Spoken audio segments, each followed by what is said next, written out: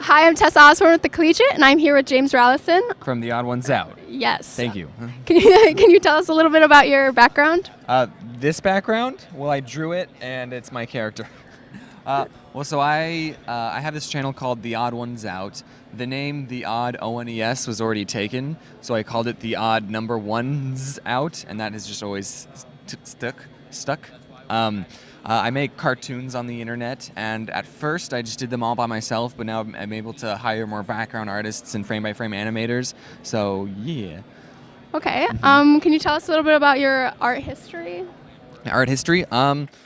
So how much time do we have? Well, I always like to read comics, so in school I would make my own stick figure comics. So I started out with stick figures, honestly, and the comics taught me like how to structure a joke visually, I guess, like how to make things. They weren't that good, but it taught me a lot of things.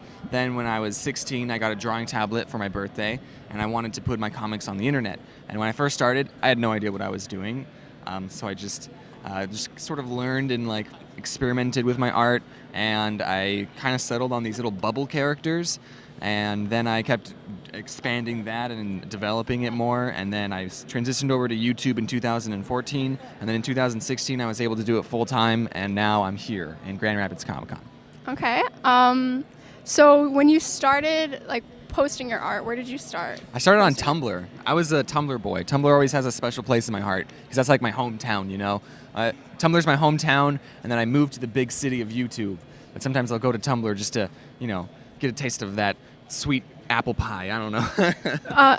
Why did you start on Tumblr? I started on Tumblr because I started with comics, not videos first, and I thought like that was a good place to share because there's a lot of other comic artists on Tumblr too. I saw Domix and Loading Happiness. No, it was Domix and Owlturd. Why did I say Loading Happiness? It was Owlturd. They were both on Tumblr. Little known fact about Domix, he actually started on Tumblr first. So, yeah. Okay. And then you moved over to YouTube. Like, what inspired you to move over to YouTube? Well, so when I was drawing all my comics, I would watch a lot of YouTube videos. And just one day I was like, I could do that. This looks easy enough. So I transitioned over to making videos, and I told videos about my life and my opinions, and then it's kind of always just been going up from there, you know? Okay. And then when did you decide to make it your career? It was in 2016. I had like 600,000 subscribers, and I was in college, and YouTube tells you like how much money you've made each day. And when I was starting to make enough that I could like afford things, I called up my parents and I said, hey, I'm only spending about 20% of my time at school. I'm like, cause I could have either done the homework or make YouTube videos and earn money, and I was of course making YouTube videos. So I told my parents, I was like, hey, I'm only like spending 20% of my time at school, like I'm not doing the homework at all. And then they were like, all right, you can come move back with us to do YouTube. And I was like, yes. So that's when I decided to make it my career in 2016. Okay. And then did you always picture yourself doing art as a career? Because I know you were like going to school for math. Yeah, So well, the dream job was always to be a cartoonist. I never expected to be a YouTuber, although that would have been a nice thing to settle on. But I always wanted to, like, you know, make cartoons and make comic books. But now I'm doing YouTube and I'm telling life stories. So it's still a lot of art, and I'm, you know, learning a lot. I guess I never set out to be an animator, if that makes sense. But now I'm like learning new techniques and new ways on how to animate. Okay.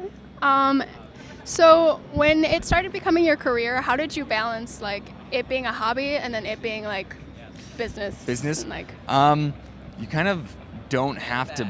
You kind of have to. The hobby aspect kind of dies down when it's your career, if that makes sense. Because now that it's your career, this is something that you rely on for money. You know, you can't just, in a real job, you can't just say, I'm going to take a week break and then not do any work. I do enjoy doing the videos and drawing, but sometimes it can be hard, you know, to get out of bed every morning and just draw for long hours of the day. So you do kind of have to, it is, you know, something that I enjoy, but you have to remind yourself that this is a job that you can't just slack on. Can you tell me a little bit about your hobbies that you keep aside from your career? I spend most of my time doing YouTube. I'm not really much of a gamer boy, surprisingly. I play Pokemon on my DS. In my free time, I'll watch other people's YouTube videos. So I'm not an interesting person, is what I'm trying to say.